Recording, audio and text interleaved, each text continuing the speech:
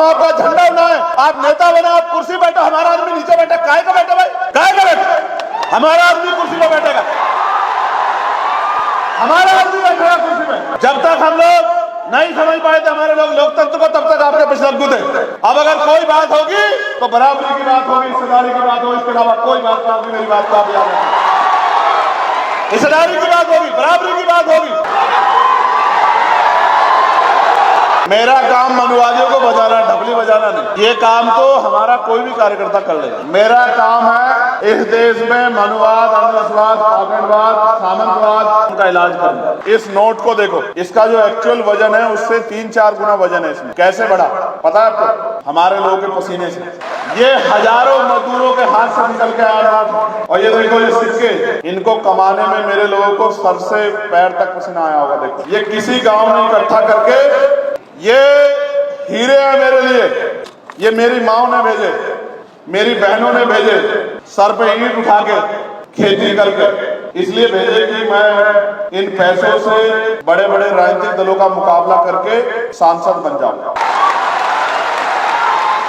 और लोकसभा में जाके जो बाबा साहब अम्बेडकर मान्यवर काशीराम साहब और महापुरुषों का अधूरा काम है उसको पूरा करा। मैंने ये पैसे जिस दिन देखे तो मैंने इनको खर्च नहीं किया, मैंने इनको उठा के रख लिया।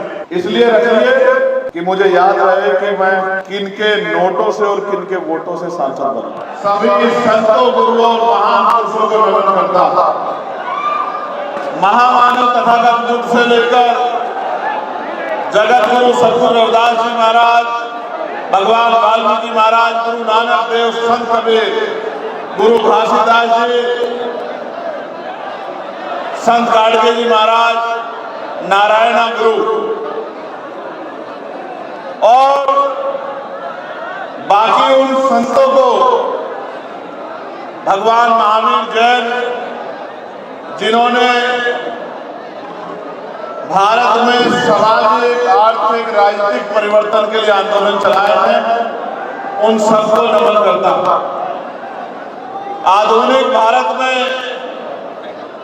वंचितों के मुक्तिदाता राष्ट्रपिता ज्योतिबा फूले, आरक्षण के जन्मदाता, आरक्षण के पैरोकार, सामाजिक न्याय के छत्रपति साहू जी महाराज, करोड़ों शोषितों, वंचितों, महिलाओं, नौजवानों, किसानों, कर्मचारी, मजदूरों के नेता, उनके मार्गदर्शक, उनके मुक्तिदाता डॉक्टर बाबा साहब अम्बेडकर को भी नमन करता। मां सावित्रीबाई फूले, मां फातिमा शेख, मां अवंतिकाबाई होलकर, मां झलकारी बाई, मां रमाबाई, ईवी पेरियार रामानायकर स्वामी, पेरियार ललई यादव, जिनको मैं संघर्ष के नायक के तौर पर देखता हूं, बाबू जगदेव प्रसाद कुशवाहा, जिनको बिहार का लेनिन भी कहा जाता है, जननायक कर्पूरी ठाकुर, जिनको हम अपना नेता मानते हैं,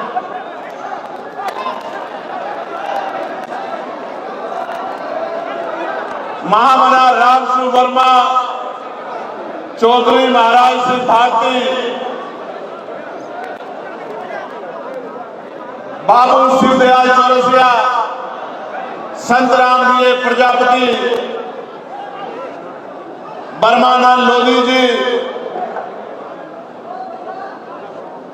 मान्यवर दीना भाना वाल्मीकि और मान्यवर साहब श्री काशीराम जी को भी नमन करता था। और अगर बिहार में आके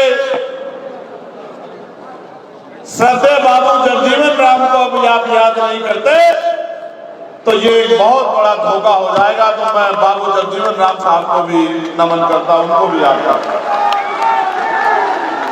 क्योंकि उनका योगदान भी कम नहीं है। जितना योगदान उनका है, हाशिए पे पड़े समाज को सरकारी नौकरी देके जिस तरह से उन्होंने खड़ा किया है, ये भी कोई और शायद नहीं कर पाता। या ये कहिए कि संकल्प के किसी और नेता को इतना मौका ही नहीं मिला कि वो इस तरह के प्रयास को आगे बढ़ाता। मुझे एक पर्ची दी गई है जिसमें लिखा गया है कि भोजपुरी के ये 2 शब्द मैं जरूर कहूं। का हाल बा? ठीक बाबू सर। और ये मैं समझता हूं कि ठीक तो नहीं। जब तक बिहार में एनडीए की सरकार रहेगी तब तक ठीक कैसे रहेगा मुझे बताओ। तो आप कह रहे हैं ठीक है, अच्छी बात है, लेकिन मैं मानता हूं कि ठीक नहीं है, ठीक करना पड़ेगा। फिर मैं यहां से शुरू करूंगा कि संघर्षों के साए में घनघोर जवानी पलती है और इतिहास झुक जाता है जिस ओर जवानी चलती है। आज का ये महान दिन जिसमें मुझे और आपको यहाँ इकट्ठा होने का मौका मिला है, मैं आज इस विशेष दिन पर जो भीम आर्मी का स्थापना दिवस है, मैं 10वें स्थापना दिवस और द्वितीय अधिवेशन की आप सबको बहुत बहुत बधाई देता हूं, बहुत बहुत मंगल कामनाएं करता हूं। प्यारे साथियों, मैं सबसे ज्यादा धन्यवाद करूंगा मातृशक्ति का, जो इतनी बड़ी संख्या में आज अपने बच्चों को, अपने भाइयों को आशीर्वाद देने यहाँ पहुंची। मैं दोनों हाथ में उनको बहुत बहुत प्रणाम करता हूँ। साथ साथ मैं इस नौजवान सैलाब को भी धन्यवाद देता हूं। मुझे मीडिया के लोग पूछते हैं कि ये भीम आर्मी के लोग कहां से आते हैं। अब मैं उनसे ये कहता हूं कि आंधी को रोका जा सकता है, तूफान को रोका जा सकता है, सैलाब को रोका जा सकता है, लेकिन भीम आर्मी के बहादुर योद्धाओं को नहीं रोका।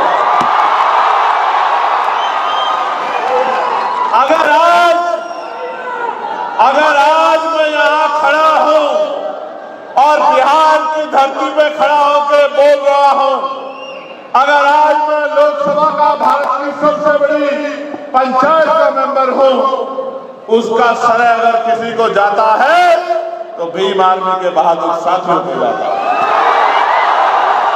मैं इस मंच का भी धन्यवाद करूंगा। बहुत दिन पहले दिल्ली में बैठ के फैसला लिया गया।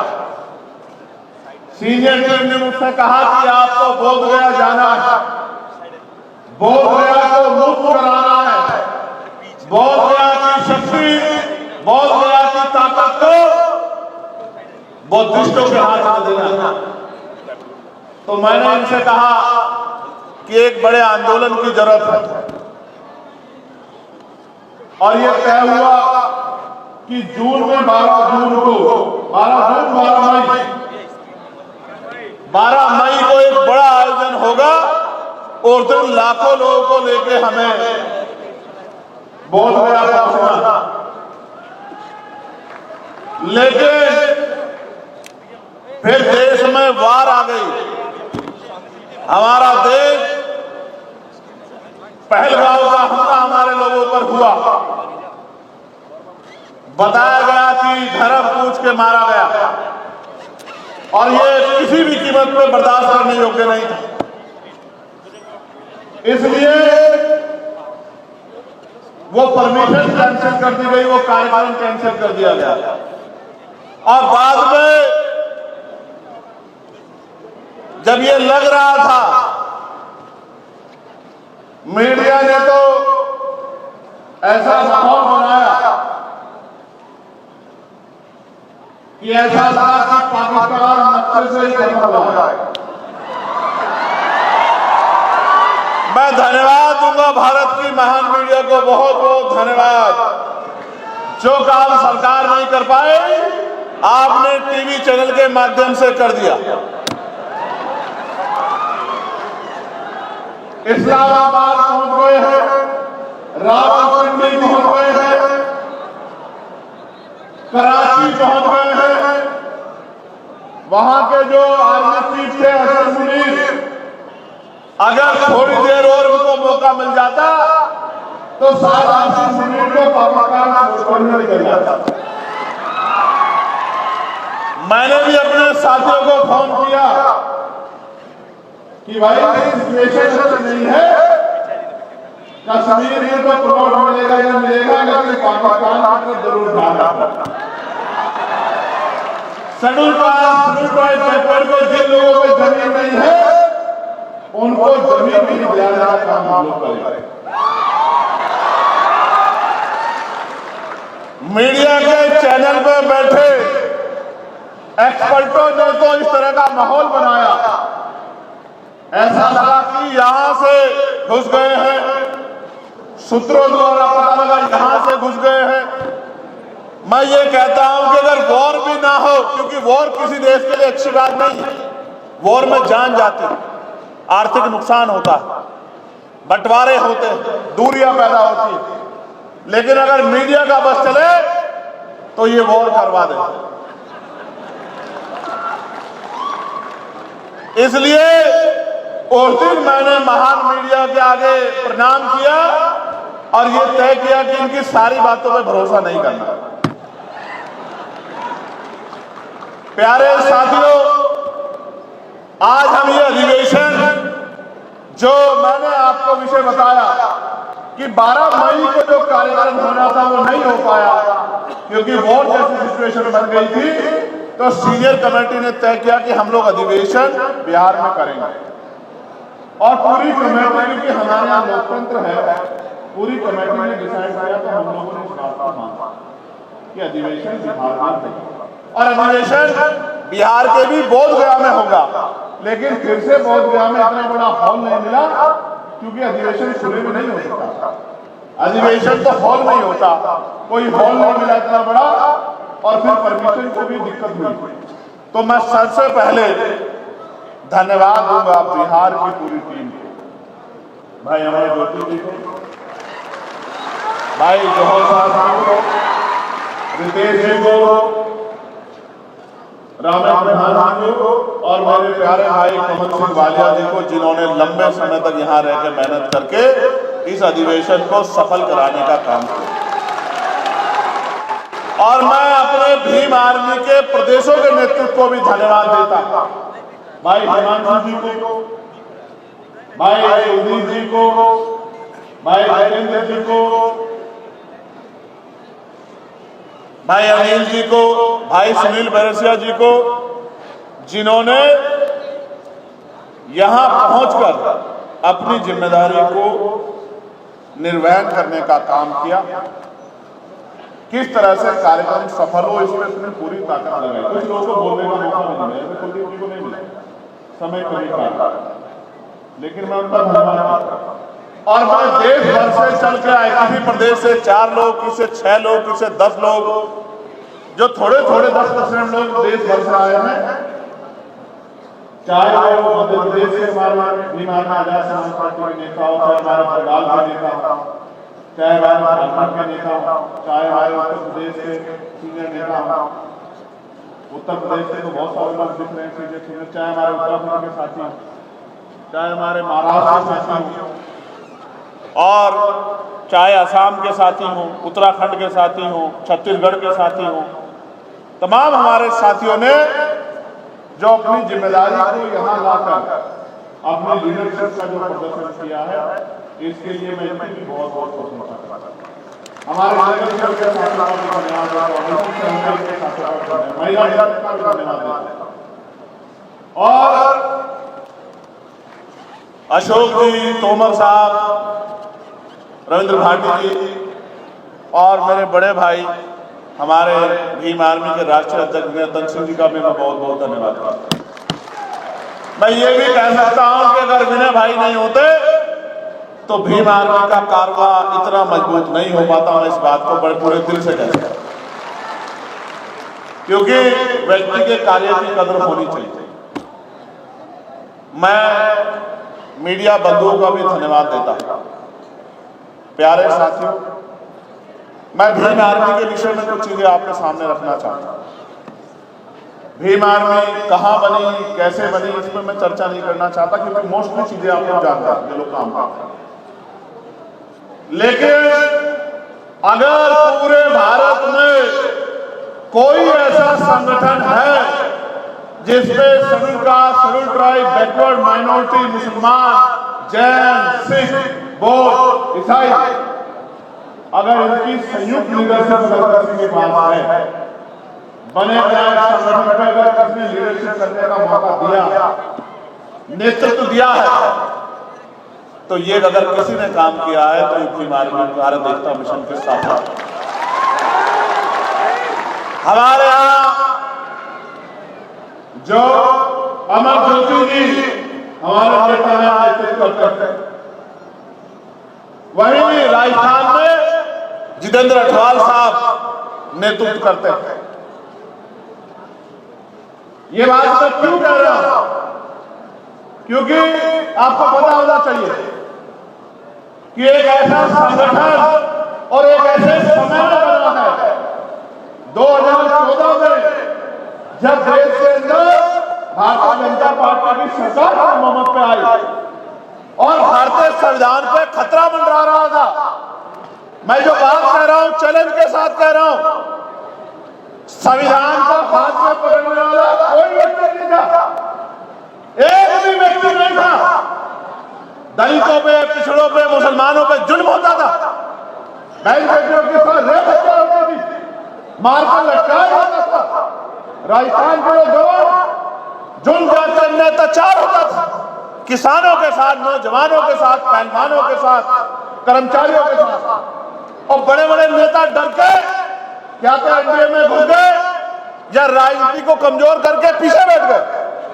अगर कोई था जिसको जान की परवाह नहीं थी, जिसको अपने मान की परवाह नहीं थी, जिसको अपने बच्चों की परवाह नहीं थी, जिसको अपने परिवार की परवाह नहीं थी, जिसको परवाह थी तो भारतीय संविधान की, जिस संगठन के नाम के पीछे लिखा जाता था कि भीम आर्मी संविधान का रक्षक दल है, अगर एक मात्र आदमी कोई थी तो वो भीम आर्मी, इसके अलावा कोई नहीं। कहीं भीम आर्मी का नेतृत्व, कहीं भीम आर्मी का नेतृत्व किसी प्रदेश में शेड्यूल कास्ट की कोई और जाति करती, तो कहीं दूसरी जाति करती, कहीं तीसरी जाति करती, कहीं चौथी जाति करती। ये एक ऐसा संगठन है जिसके अंदर सामाजिक न्याय है। कहीं इसकी रखवाली, इसका नेता पासवान समाज का व्यक्ति, कहीं इसका नेता वाल्मीकि समाज का व्यक्ति, कहीं इसका नेता पासी समाज का व्यक्ति, कहीं इसका नेता चमार समाज का व्यक्ति, कहीं इसका नेता महार समाज का व्यक्ति। ये बात मैं क्यों बता रहा हूं? जहां संघर्ष करने की योग्यता पैदा हुई है, वहां भीम आर्मी ने नेतृत्व देने का काम किया, बड़े बड़े। इसलिए बात आपको बतानी थी कि भीम आर्मी एक जाति, एक धर्म, एक स्थान का संगठन नहीं है। भीम आर्मी भारत के 140 करोड़ लोगों में जो संविधान को मानने वाले लोग हैं, उनका अपना संगठन है, उनकी अपनी शक्ति है, उनकी अपनी ताकत है। और आप जानते हो देश भर में कोई आंदोलन ऐसा नहीं है जिस लड़ाई को भीम आर्मी ने लड़ने का काम किया और समय समय पे दिल्ली में अपनी शक्ति दिखाकर ये बताने का काम किया। हमारे कर्नाटक के लोग बैठे, तेलंगाना के लोग बैठे, तमिलनाडु के हमारे बैठे, समय समय पर बताने का काम किया है कि हम मिट तो सकते हैं लेकिन झुक नहीं सकते। ये शक्ति पैदा की है भीम आर्मी ने। प्यारे साथियों, ये आपके सामने जो बोल रहा है चंद्रशेखर, अगर इसको राष्ट्रीय अंतर्राष्ट्रीय पहचान अगर किसने दी है तो भीम आर्मी भारत एकता मिशन है। टाइम्स मैगजीन में अगर इसका नाम छपा है आपके छोटे से कार्यकर्ता का, दुनिया के 100 उभरते नेताओं में अगर किसी कार्यकर्ता के भीम आर्मी के नाम छपा है तो भीम आर्मी की देन। लेकिन आपने भी उसको साबित करके दिखाया है कि इस बार लोकसभा में अपना प्रतिनिधित्व भेजकर अपनी आवाज को उठाने वाला भेज के आपने भी ये साबित करके दिखाया है कि जो टाइम्स मैगजीन ने कहा था कि आपका कार्यकर्ता भीम आर्मी का चंद्रशेखर जो देश का अकेला उभरता हुआ नेता है, उस आवाज को आपने पार्लियामेंट में भेजने का काम किया। इसके लिए भी मैं आपको बहुत बहुत बधाई देता हूं।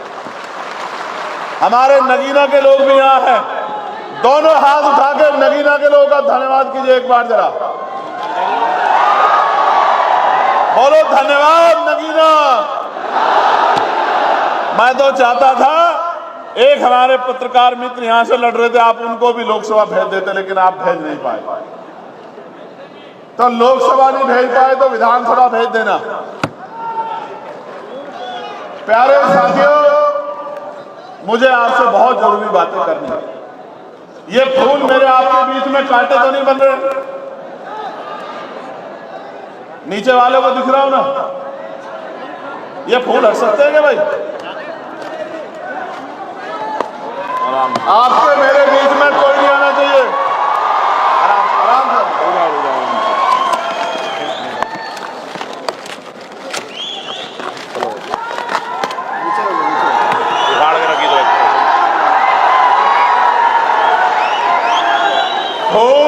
आपके लिए और कांटे हमारे लिए। प्यारे साथियों, 2-3 बहुत महत्वपूर्ण बातें आपसे कहनी है। आपके लिए, आपको दिखाने के लिए कुछ लेके आया। इसमें कुछ है, दिखाऊंगा। ऐसा नहीं कि आपने जो बात एकदम कह दी पूरी कर दूं, ऐसा नहीं, समय पे दिखाऊंगा। भीम आर्मी के साथियों से मुझे कहना, अपनी लीडरशिप से मुझे कहना, अनुशासन हमारी शक्ति है। हमारा अनुशासन इस स्तर का होना चाहिए कि भले ही वो हमसे नाराज हो, भले ही वैचारिक रूप से हमारा विरोध है, लेकिन इस बात को जरूर कहे अपने लोगों में बैठकर कि भीम आर्मी जैसा अनुशासन किसी और संगठन के पास नहीं। ये बात हमें अपने अंदर पैदा करनी है। हालांकि मैं आपके अनुशासन पर टिप्पणी नहीं कर रहा हूं, लेकिन फिर भी मेरी इच्छा है कि देश का सबसे अनुशासित संगठन भीम आर्मी को होना चाहिए। भीम आर्मी एक ब्रांड है या नहीं, ये बताओ, बताओ है या नहीं, ये बताओ। मैं उससे उदाहरण बताता हूं। 2022 में जिन लोगों को काम न करने की वजह से हमने निकाल दिया था उत्तर प्रदेश में, दिल्ली में, जो नेता किसी पार्टी के नेताओं से, अपने पार्टी के नेताओं से नहीं मिलते थे, उन्होंने भीम आर्मी के निकाले गए कार्यकर्ताओं के साथ बैठ के 2-2 घंटे बात की। ये भीम आर्मी की ताकत है। और यहां भी जिन लोगों को हमने काम न करने की वजह से निकाल दिया था, उन लोगों को भी दूसरी राष्ट्रीय स्तर की पार्टियों के नेताओं ने ऐसे हाथ मिला के खुद ज्वाइन कराया, जिनको हमारे यहां से निकाला गया। तो इस देश में अगर नेतृत्व का निर्माण हो रहा है, मजबूत कार्यकर्ता का ही निर्माण हो रहा है, जो ना पुलिस से डरता, ना कानून के झूठे शिकंजे से, ना जेल से, ना मुकदमे से, वो भी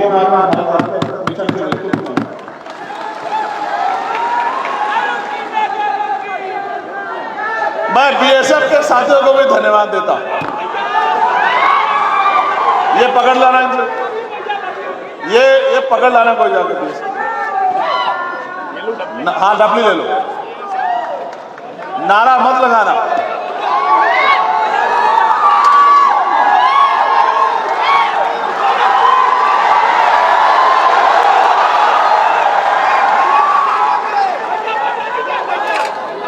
मेरा काम मनुवादियों को बजाना, ढपली बजाना नहीं। ये काम तो हमारा कोई भी कार्यकर्ता कर लेगा।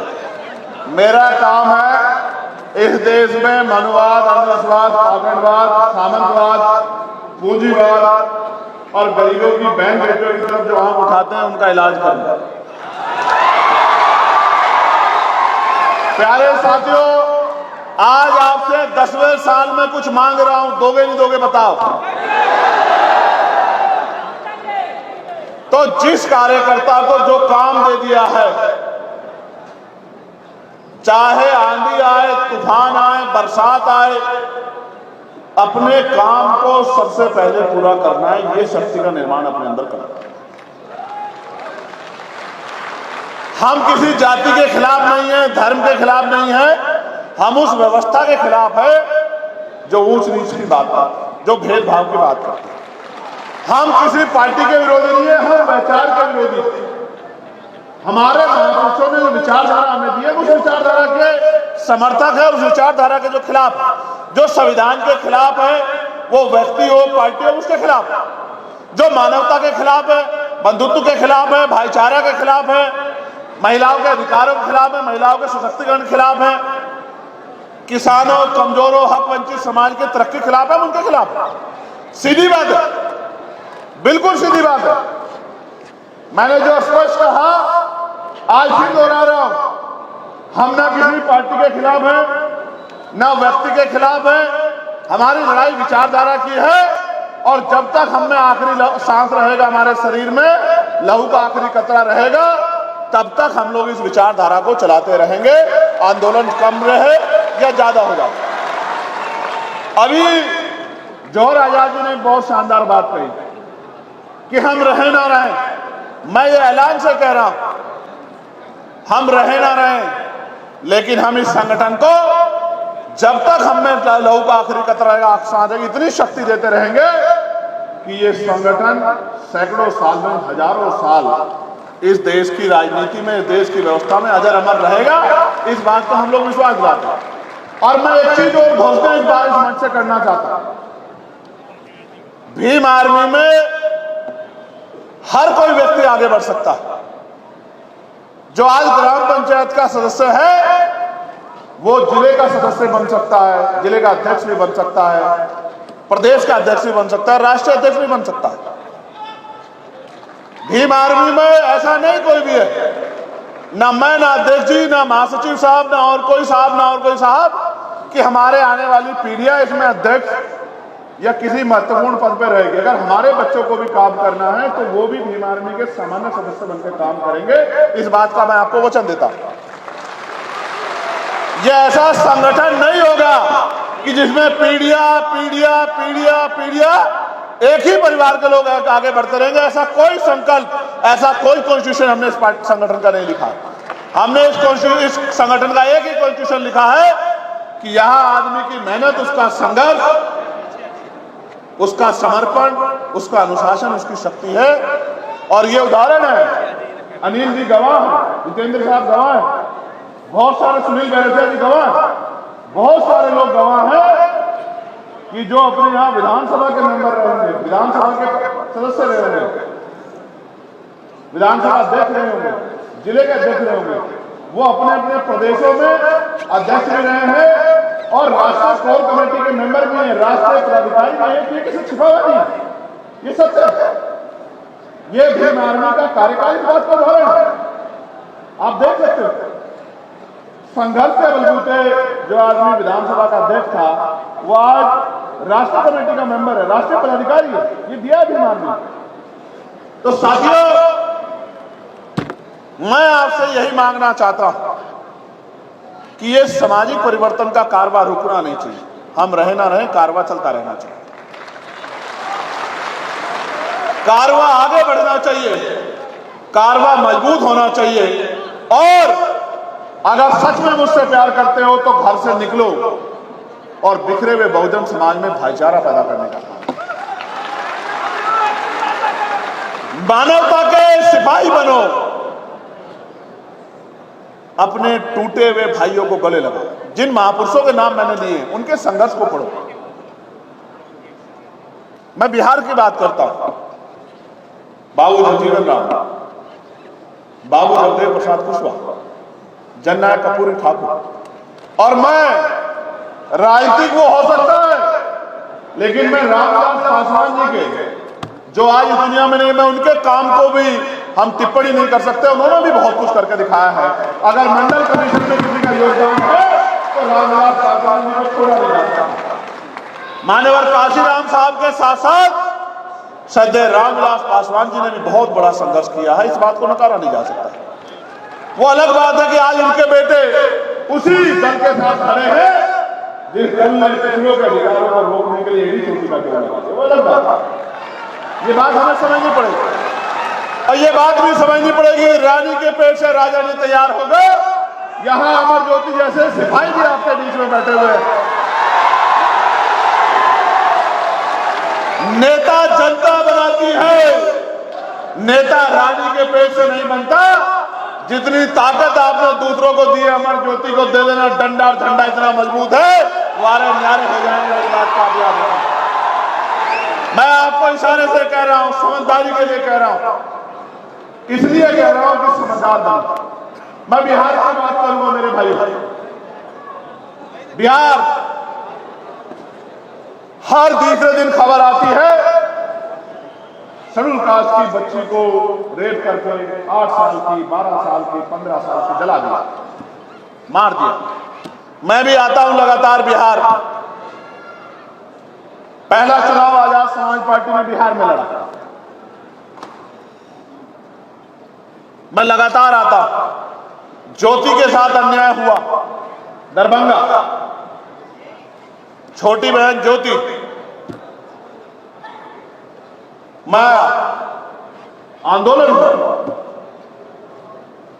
संघर्ष हुआ।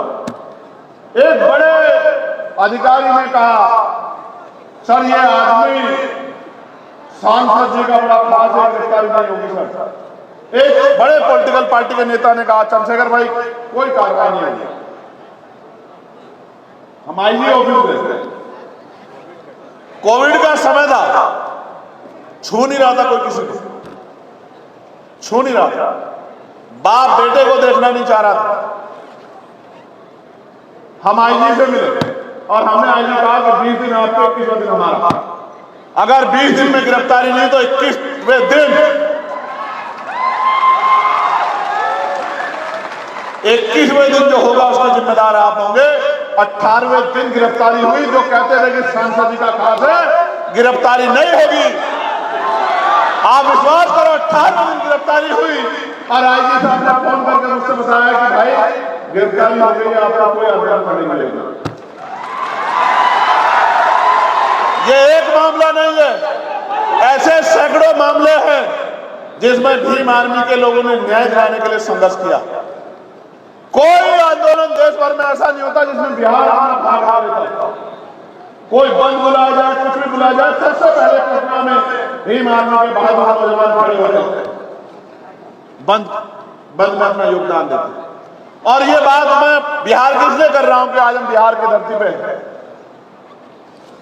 लेकिन मैं आपको कहना चाहता हूं, राजस्थान के कितने मामले हैं, अनिल जी और अटवाल साहब यहाँ हैं, कितने मामले हैं, जितेंद्र मेघवाल, इंद्र मेघवाल, ओम प्रकाश रागर, कितने मामले, हर जुर्म के खिलाफ लड़ाई लड़ी है भीम आर्मी ने। मध्य प्रदेश से कितने मामले हैं, भैरसिया जी यहाँ हैं, अस्ते जी यहाँ हैं, विद्रोही जी यहाँ हैं, कितने मामले हैं जिनमें लड़ाई लड़ी है भीम आर्मी ने। एक इतना बड़ा आंदोलन किया था 12 फरवरी को, 5 लाख लोग जुटाए थे, सरकार की नींद हराम कर दी थी एक दिन में। भीम आर्मी में बहुत शक्ति है भीम आर्मी के अंदर। बस उस शक्ति से भविष्य में क्या निर्माण करना है सोच लो। अगर आपने वोट की ताकत से चंद्रशेखर आजाद को लोकसभा में नहीं भेजा होता, मेरे भाइयों, मेरी बहनों, मेरी माओ, मेरे प्यारे साथियों, तो क्या पार्लियामेंट में आपकी आवाज उठाने वाला था कोई? ईमानदार से बताओ। जो लोग ये कहते हैं कि आजाद समाज पार्टी ये कर रही है, वो कर रही है, मैं उन सब से पूछना चाहता हूं, क्या कभी जब कमजोरों पे जुल्म होता है, उनके बच्चों को, उनके घरों को, उनकी जमीन छीन जाती है, उनको मारा जाता है, किसी को दर्द होता है? जो लोग कहते हैं भीम आर्मी तक तो ठीक था लेकिन आजाद समाज पार्टी नहीं बनानी चाहिए थी, तो आप मुझे बताओ ईमानदार से, दिल पे हाथ रख के बताओ, जब तक भीम आर्मी थी कौन सा राजनीतिक दल हमारा समर्थन करता था? बताओ जरा, हाथ उठा दो। आप जो कह दोगे मान लूंगा। आप बताओ कोई राजनीतिक दल था जो कहता था कि ये नौजवान, ये बच्चे हमारे यहाँ समाज के लिए लड़ रहे? बताओ ईमानदारी से, था कोई? मजाक उड़ाते थे, आरोप लगाते थे, आपके आंसुओं पे हंसते थे। लेकिन जब आजाद समाज पार्टी नाम का दल आया तो अच्छे की नींद उड़ गई। और कुछ लोग चले थे कहते थे पार्षद नहीं बन पाएंगे, सभासद नहीं जीत पाएंगे, चेयरमैन नहीं जीत पाएंगे। और जैसे जनता ने कहा कि अहंकार अच्छा नहीं होता और जनता ने वोट की चोट दी और आपका ये कार्यकर्ता सांसद बन गया, सबके मुंह बंद हो गए ऑटोमेटिक। इसको दिखाओ, लेना अपनी जगह पे।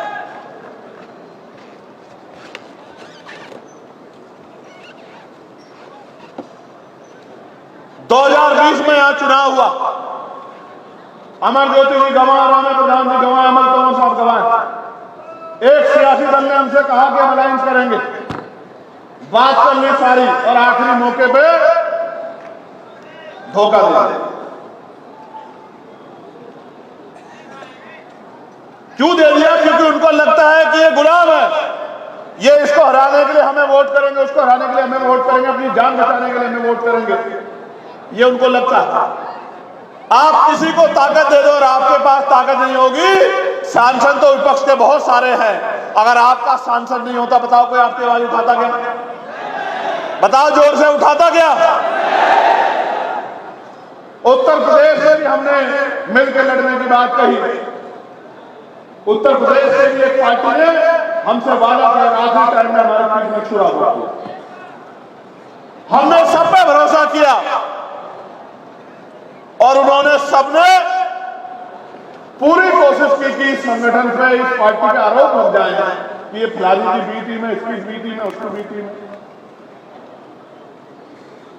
इसलिए आपसे कह रहा हूं, जब से भीम आर्मी के कार्यकर्ताओं ने संविधान हाथ में उठाया, बड़े बड़े नेता संविधान लेके घूमने लगे, कहीं संविधान की रक्षा करेंगे, संविधान की रक्षा करेंगे।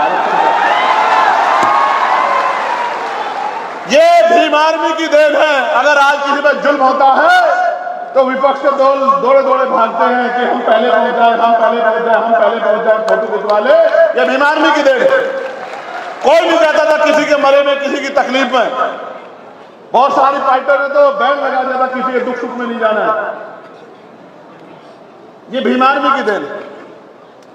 इसलिए आपसे कह रहा हूं, बहुत जिम्मेदारी से कह रहा हूं, कोई जीते कोई हारे, आपके मुद्दों पे तब तक बात नहीं होगी जब तक आपका प्रतिनिधित्व नहीं होगा। इसलिए बिहार के मेरे भाइयों, हमें अपनी तरफ देखना है। अगर सब लोग इतने अच्छे होते तो बाबा साहब अम्बेडकर पार्टी क्यों बनाते? बाबा साहब ने पार्टी क्यों बनाई? उस समय बहुत सारी पार्टियां थी, कांग्रेस थी, लेफ्ट थे, अकाली दल थे, मुस्लिम लीग थे। बाबा साहब ने पार्टी क्यों बनाई? क्या बाबा साहब समझदार नहीं थे क्या? बताओ, उनके जितना विद्वान तो कोई नहीं था ना। आज भी ये बात प्रासंगिक है या नहीं है? मैं गया था अभी अमेरिका, कोलंबिया यूनिवर्सिटी में लगी है statue, symbol of knowledge, doctor Baba Saheb Ambedkar लिखी लगी है नॉलेज, स्टैचू मैंने देखी है। तो आप समझिए बाबा साहब ने पार्टी क्यों बनाई? क्योंकि बाबा साहब ये जानते थे कि जब तक हमारे हाथ में ताकत नहीं होगी, हमारी समस्या को कोई नहीं बोलेगा। बाबा साहब चले गए, आखिरी पार्टी बाबा साहब ने मसौदा तैयार किया आरपीआई का, आरपीआई काम करने लगी।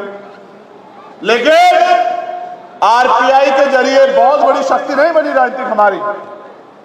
मान्यवर काशीराम साहब ने मोर्चा लिया, उन्होंने दल बनाया। क्या मान्यवर काशीराम साहब कमजोर थे या गैर जिम्मेदार थे या बाबा साहब के विरोधी थे? नहीं, ना बाबा साहब अम्बेडकर के विरोधी थे, ना कमजोर थे, ना ही किसी की टीम थी। वो तो साइंटिस्ट थे, साइंटिस्ट। उन्होंने अपनी नौकरी छोड़ी, अपना परिवार छोड़ा, समाज को समझाने निकले, राजनीतिक पार्टी बनाई, सामाजिक संगठन बनाया, कर्मचारियों का संगठन बनाया। और अगर आज आजाद समाज पार्टी मैदान में है तो वो इसलिए मैदान में है क्योंकि आजादी के 75-76 साल बाद भी हमारे लोग पे आंसू नहीं सकते हैं। ये बिहार में आप अच्छी तरह जानते हैं। क्या बिहार का नौजवान पलायन नहीं करता है? क्या बताओ साथियों, करता है नहीं करता है? सबसे ज्यादा मजदूर कहां से जाते हैं देश में? क्यों ये मजदूरों का प्रदेश है क्या? सबसे ज्यादा आईएएस भी यहां से जाते हैं और सबसे ज्यादा मजदूर भी यहां से जाते हैं। क्यों?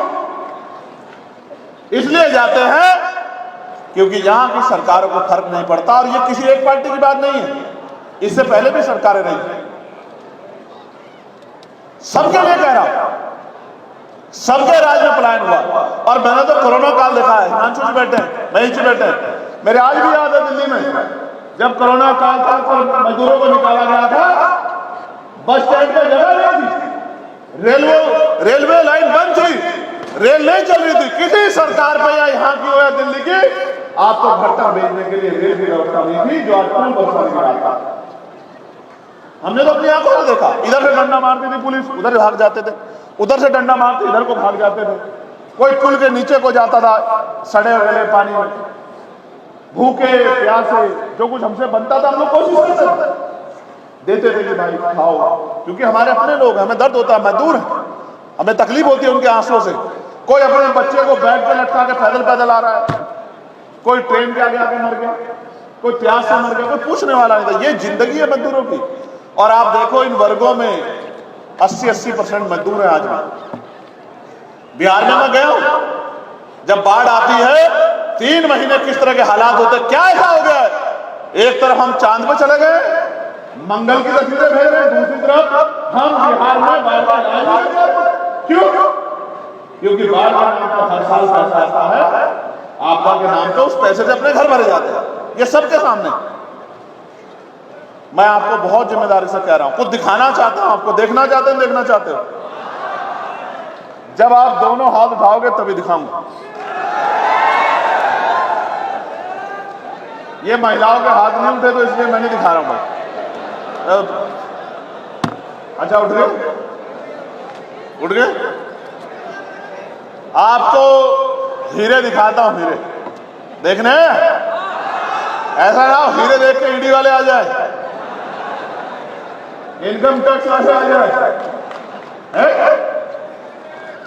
और आए या जाए, क्या करे, जो अपने पास है वो तो दिखाना पड़ेगा ना भाई। हम पे जो है वो आपका है। ये हीरे आए हैं कवई, अजनपुर विधानसभा, आलापुर, अंबेडकर नगर, ये हीरे वहां से आए। और ये दूसरे हीरे भी अंबेडकर नगर के हैं, और ये तीसरे हीरे भी अंबेडकर नगर के हैं। और ये हीरे भेजे हमारे लिए, हमारे परिवार के लोगों ने। यहां तो भारतीय राजनीति में सब कुछ अमीरों के लिए है, गरीबों के लिए कुछ नहीं है। अमीर का बेटा प्रधान बनेगा, अमीर का बेटा चेयरमैन बनेगा, अमीर का बेटा जिला पंचायत का अध्यक्ष बनेगा, अमीर का बेटा विधायक बनेगा, अमीर का बेटा सांसद बनेगा, सब कुछ अमीरों के लिए। ये हीरे हैं जो मुझे दिए गए थे, दिख नहीं रहे ना वहां से?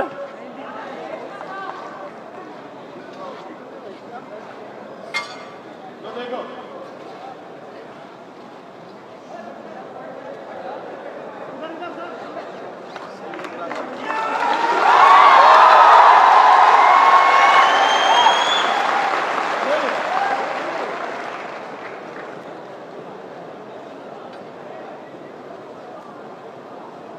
ये वाले भी देखो,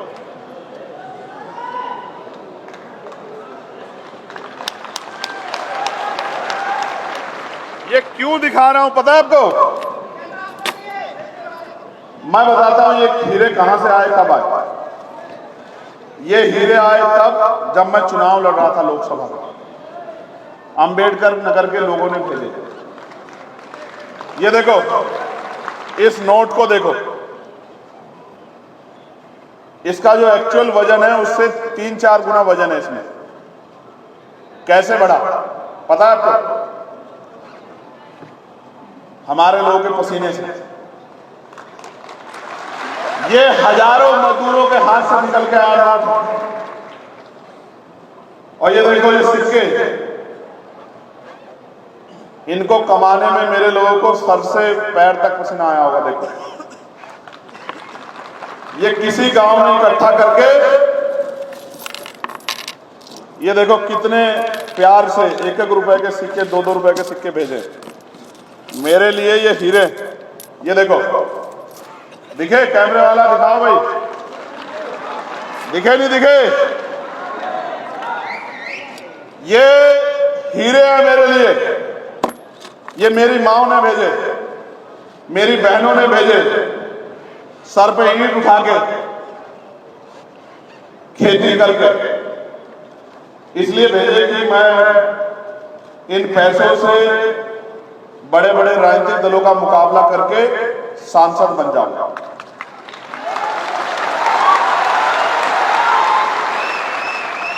और लोकसभा में जाके जो बाबा साहब अम्बेडकर मान्यवर काशीराम साहब और महापुरुषों का अधूरा काम है उसको पूरा करना। मैंने ये पैसे जिस दिन देखे तो मैंने इनको खर्च नहीं किया, मैंने इनको उठा के रख लिया। इसलिए रख लिए कि मुझे याद रहे कि मैं किन के नोटों से और किन के वोटों से सांसद बना। मेरी बात सुनो मेरे भाइयों, जब तक पैसे वाले नेता बनते रहेंगे तब तक पैसे वाले गरीबों की बात नहीं करेंगे। पैसे वाले कहाँ रहते हैं? महलों में, जिन महलों में आप घुस नहीं सकते। महलों वाले गरीबों के दर्द को जानते हैं क्या? महलों वाले गरीब के दर्द को समझते हैं क्या? महलों वाले गरीब के भूखे पेट को समझते हैं क्या? नहीं फर्क पड़ता उनको कि गरीब के पेट में रोटी कैसे आती। मुझे और इस मंच पर बैठे हर एक आदमी को फर्क पड़ता है। जब भूख के कारण किसी का बच्चा घर में रोता, हमें फर्क पड़ता है, क्योंकि हम आप में से एक। इसलिए आपको दिखाने के लिए लाया हूं कि जितने नोट मिले उतने ही वोट मिले। एक पैसा किसी अमीर ने मदद नहीं की, सारे पैसे गरीबों ने मदद की। और बिहार के लोगों ने भी पैसे भेजे होंगे, ऐसा मेरा विश्वास।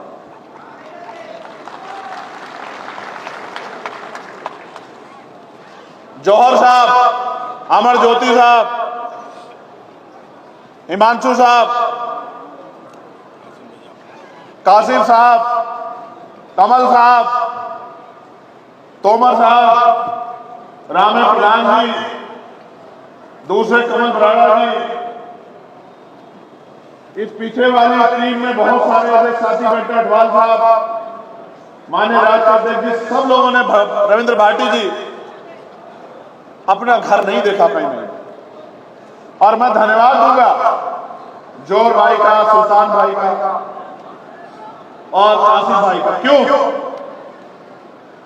जोर भाई ईद पे अपने घर नहीं आए अपने बच्चों के बीच, कासिम भाई ईद पे अपने घर नहीं गए अपने बच्चों के बीच। और इसकी सुल्तान की कहां? सुल्तान, इनकी वालिदा बीमार थी, इनकी मां कहां? सुल्तान वो हॉस्पिटल में थी, ये घर नहीं गया। इनका मानना था कि जब तक हमारी आवाज नहीं बनेगी हमारी बात को कोई उठाएगा नहीं। और लोग हंसते थे, कहते थे कि भाई ये पैसे वालों के सामने ही कैसे मुकाबला कर लेंगे। लेकिन मैं कहता हूं, जो साहब के हाथ मारते थे कि तमन्ना अगर सच्ची हो तो रास्ते हजार होते, तमन्ना अगर झूठी तो बहाने हैं। ये सच्ची तमन्ना है जो जेल से नहीं डरती। 16-16 महीने जेल काटी लेकिन उफ नहीं कहा। ये सच्ची तमन्ना है जिसने 250 लाठियां खाई लेकिन कभी आपके स्वाभिमान को कमजोर नहीं पड़ने दिया। सच्ची तमन्ना है जिसके दांत तोड़ दिए गए, जिसकी रीढ़ की हड्डी में, मैं सच कह रहा हूं, घबराना मत, मरने वाला नहीं वो भी और हिलने वाला भी नहीं। याद रखना मेरी बात को। पिछले 3 दिन से हालात है कि बैठ नहीं पा रहा हूं। आज हवाई जहाज का सफर कैसे किया मैं जानता हूं इस बात को, और मेरे साथी जानते हैं। लेकिन ये दर्द मुझे नहीं रोक सकता। मैं फिर आपसे कह रहा हूं, जब इससे भी पेट नहीं भरा तो गोलियां चलाई, गोलियों से भी बच गया, गोली से भी नहीं मरा। उस दिन ये समझ में आया कि ये जन्म सिर्फ पैदा होके रोटी खा के और दोबारा जन्म खत्म होने के लिए नहीं मिला, ये जन्म कुछ करके दिखाने के लिए मिला। लोग कोरोना से मर गए, खांसी जुकाम बुखार से मर गए, और अगर गोली भी आपके भाई का सीना नहीं चीर पाई, आपके भाई की सांस नहीं खींच पाई, तो उस दिन समझ आया कि किसी चीज से डरना नहीं है, आगे बढ़ते रहना। आपको कह रहा हूं बिहार के मेरे भाइयों, हिम्मत जुटाओ, ताकत बनाओ, जितनी बड़ी संख्या में यहां आए हो, अगर सच में मुझसे प्यार है, भीम आर्मी से प्यार है, आजाद समाज पार्टी से प्यार है, तो घरों से निकलो, अपने अपने गांव में भाईचारा बना के समाज को तैयार करो और बड़े बड़े राजनीतिक दलों को उखाड़ के फेंक दो, आजाद समाज पार्टी को ताकत। और कह रहा हूं बहुत जिम्मेदारी से, लोग कहते हैं अकेला चंद्रशेखर पार्लियामेंट में क्या करेगा, बोल भी नहीं पाएगा, भीड़ में छिप जाएगा, कोने में घुस जाएगा। बताओ अकेला चंद्रशेखर आपको दिखता ही नहीं दिखता है पार्लियामेंट में? कल चलेगी भाइयों पार्लियामेंट, देख लेंगे।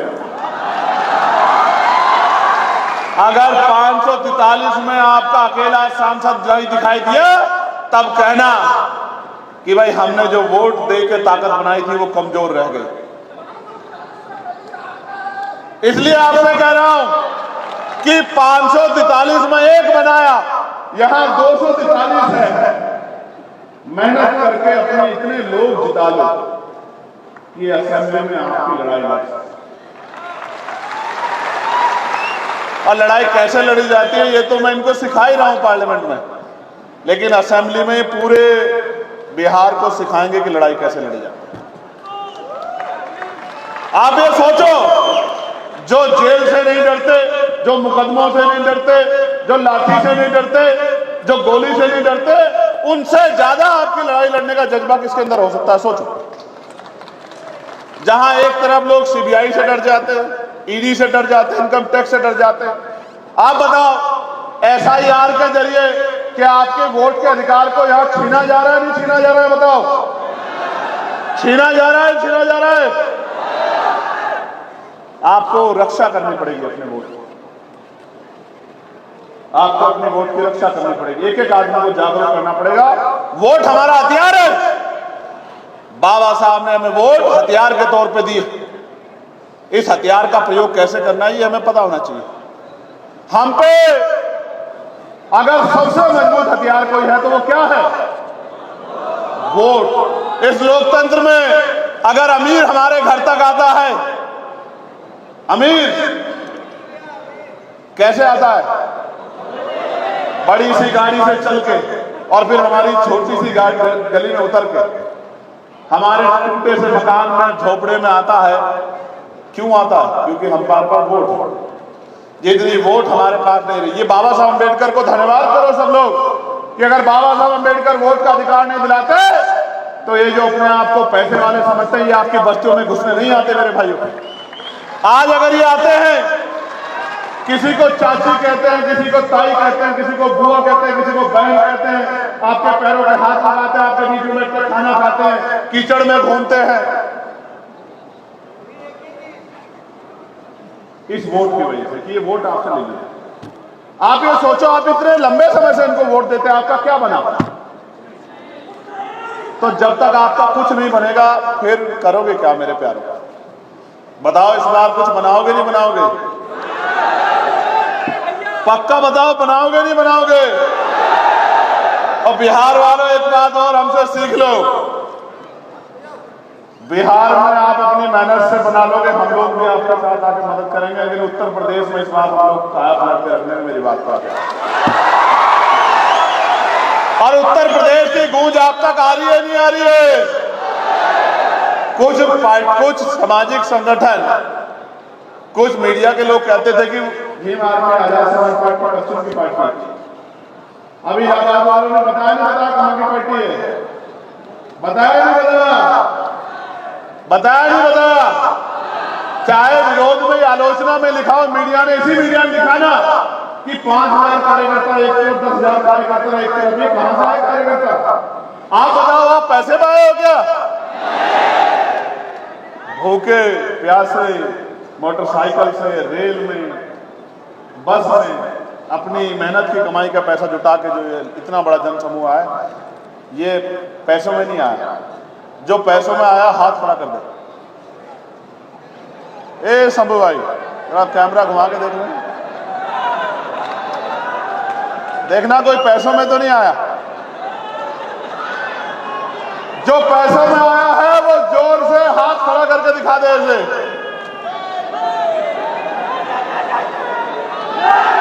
और जो अपने संगठन को ताकत देने, अपनी ताकत दिखाने आया, जरा एक बार जय भीम का नारा लगा दो।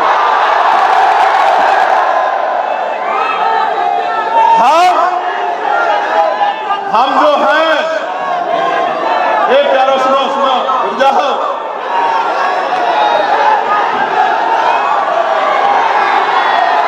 हम जो हैं वो इनकी वजह से।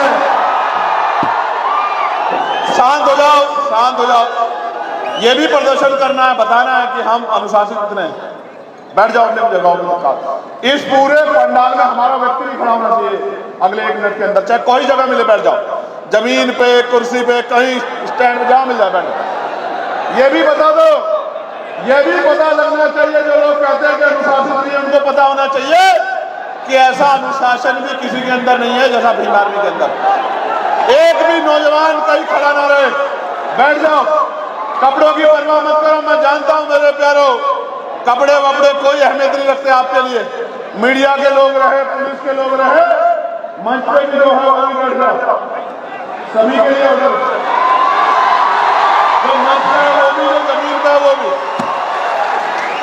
ना मंच वाला खड़ा रहे, ना सामने वाला खड़ा रहे। तुमसे अच्छे तो वही है सामने वाले। कोई खड़ा तो नहीं है, देखना। शांत हो जाओ। तो हम ये कह रहे थे आपसे कि हम जो है वो इनकी वजह से ऐसा। अगर बड़े बड़े राजनीतिक दल के लोग हमें पूछते हैं, बड़े बड़े अधिकारी कर्मचारी हमें पूछते हैं, तो इनकी वजह से पूछते हैं। लोकतंत्र में ये हमारे साथ। आपसे कह रहा हूं, अगले 5 मिनट आपसे बात करूंगा बिहार के भाइयों, बिहार की बहनों, माओ, नौजवान साथियों। झंडा उठाते हो बहुत अच्छी बात है, नारा लगाते हो उससे भी अच्छी बात है, आंदोलन करते हो उससे भी अच्छी बात है, लेकिन सबसे अच्छी बात यह है कि आने वाले 2 महीने में वो करके दिखाओ जो बड़े बड़े राजनीतिक दल करने की हिम्मत नहीं जुटा पाते। घर से निकलो और अगर 8 घंटे पेट को पालने के लिए लगाते हो तो 2 घंटे अपने अपने बस्तियों को, अपने अपने बूथ को, अपने अपने क्षेत्र को तैयार करने में लगा। आपने सबको मौका दिया है, यहां कोई सरकार आपके बगैर नहीं बनी। अगर नीतीश जी की सरकार भी बनी तो आपकी वजह से बनी, आरजेडी की सरकार बनी आपकी वजह से बनी, लेफ्ट के लोगों को मौका मिला आपकी वजह से बना, कांग्रेस के लोग को मौका मिला आपकी वजह से मिला। जब आप दूसरों को बना सकते हो तो क्या एक मौका आजाद समाज पार्टी काशीराम को मिलना चाहिए? मिलना चाहिए। टीवी चैनल पे बैठ के कहेंगे, सुनो आज ही बता रहा हूं, टीवी चैनल पे बैठ के कहेंगे, कानपुर वाले हमारे वाल्मीकि भाई साहब खड़े हैं, मुझे यहीं से दिख रहे हैं। टीवी चैनल पे क्या कहेंगे आपसे बैठ के कि ये पार्टी इसको नुकसान पहुंचा रही है, वो पार्टी इसको नुकसान पहुंचा रही है। आप मुझे बताओ, अभी जब ये फ्लोर टेस्ट हुआ, कौन सी पार्टी के लोग भाग के जिनकी वजह से सरकार दोबारा से बनी? बताओ कौन सी पार्टी में, कौन सी पार्टी? जोर से बताओ। हमारे मेंबर थे क्या? हमारे मेंबर भागा क्या? हमारे मेंबर को भगा सकता क्या कोई? फिर हम आपके पिछलग्गू बने रहे, हम आपका झंडा उड़ाए, आप नेता बने, आप कुर्सी बैठो, हमारा आदमी नीचे बैठे। काहे का बैठे भाई? काहे का बैठे? हमारा आदमी कुर्सी पे बैठेगा, हमारा आदमी बैठेगा कुर्सी पे। जब तक हम लोग नहीं समझ पाए थे हमारे लोग लोकतंत्र को, तब तक आपके पिछलग्गू थे। अब अगर कोई बात होगी तो बराबरी की बात होगी, हिस्सेदारी की बात होगी, इसके अलावा कोई बात नहीं होगी। मेरी बात को आप याद रखें। हिस्सेदारी की बात होगी, बराबरी की बात होगी, पॉलिसी की बात होगी। बताओ शेड्यूल ट्राइब के लोगों को क्या दोगे? बताओ मुसलमानों को क्या दोगे? बताओ नौकरियों में क्या हिस्सेदारी दोगे, बताओ निजी क्षेत्रों में क्या दोगे, बताओ प्रमोशन रिजर्वेशन दोगे नहीं दोगे, बताओ जमीन दोगे नहीं दोगे, बताओ इनको लोन दोगे नहीं दोगे, बताओ इनको दो पदों में ठेकेदारी में आरक्षण दोगे नहीं दोगे। हम कहीं वोटर हैं क्या? हमेशा वोटर बने रहेंगे? हम सबको बनाएंगे, सब हमारी वोट से बनेंगे। और जब हमारे बच्चों के भविष्य का मामला आएगा, जब हम पे अन्याय अत्याचार कोई नहीं बोलेगा। कांग्रेस पार्टी को यहां बीजेपी की सरकार यहां अत्याचार दिखेगा, कर्नाटक में नहीं दिखेगा।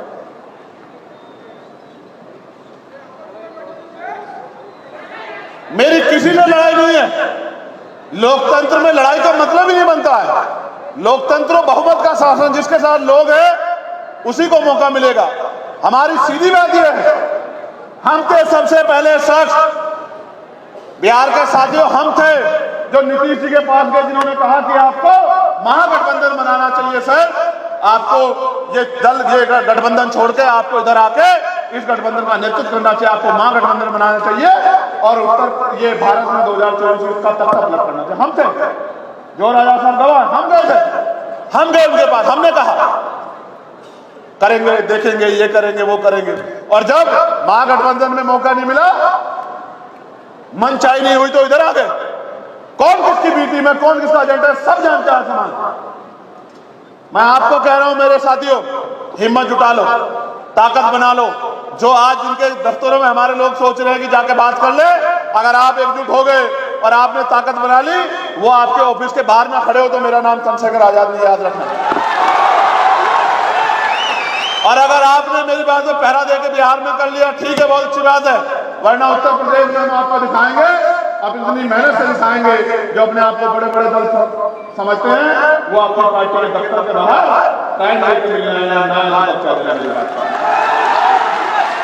मैं आपको कहना चाहता हूं, बताओ हीरे बंद कर लूं नहीं कर लूं? नजर लग जाएगी इनको, इन हीरो को छुपाना पड़ेगा, वरना सीबीआई वाले, ईडी वाले, इनकम टैक्स वाले आ जाएंगे, कहेंगे हीरे निकालो।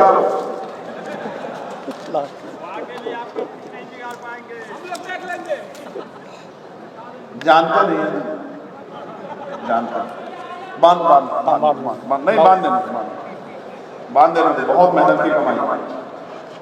देखो नोट देख रहे हो, ऊपर नीचे दोनों जगह से फटा हुआ, लेकिन जिस मां ने भेजा होगा ना गांव से,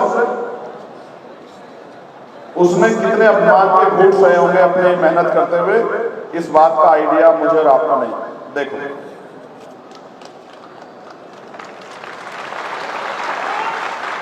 इसमें 100 से लेके और 1 रुपए तक का सिक्का है, यानी कि जो 100 रुपए कमाता है वो भी साथ है, और जिसके घर में खर्च के बाद 1 रुपया बचता है वो भी साथ है।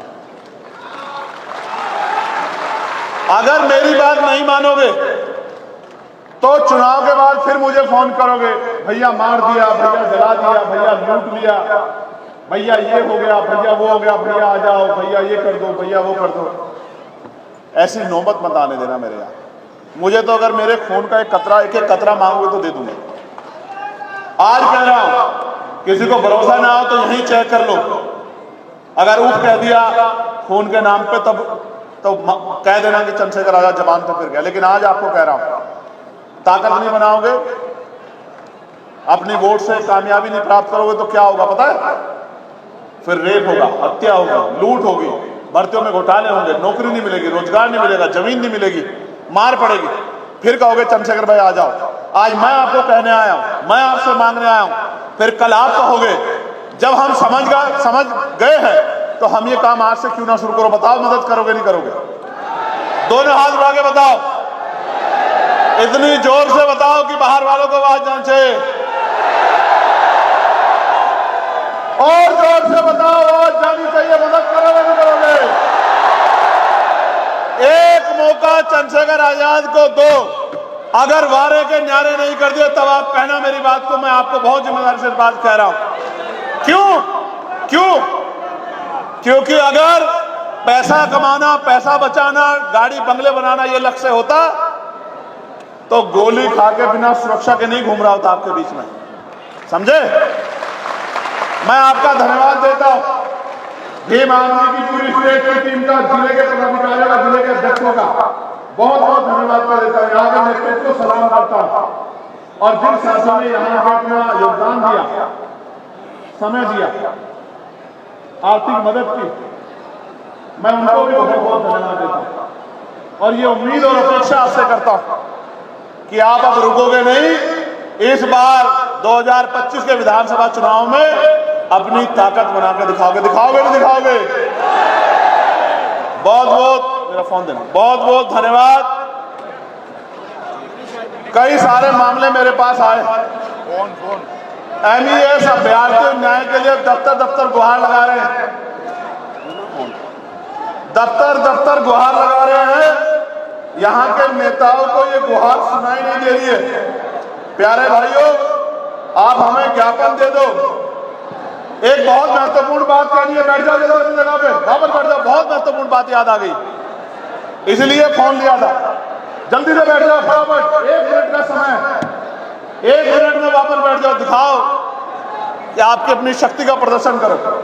तो भाई अपना ज्ञापन दे दो, पार्लियामेंट में मैं आपकी मांग को बहुत जोर शोर से उठाऊंगा, ठीक है। एक बात, जल्दी से बैठो झारखंड वालों। अभी आप देख रहे हो उत्तर प्रदेश में स्कूल बंद किए जा रहे हैं। माननीय अध्यक्ष जी और भीम आर्मी की सीनियर लीडरशिप यहाँ है, स्कूल बंद किए जा रहे हैं उत्तर प्रदेश में।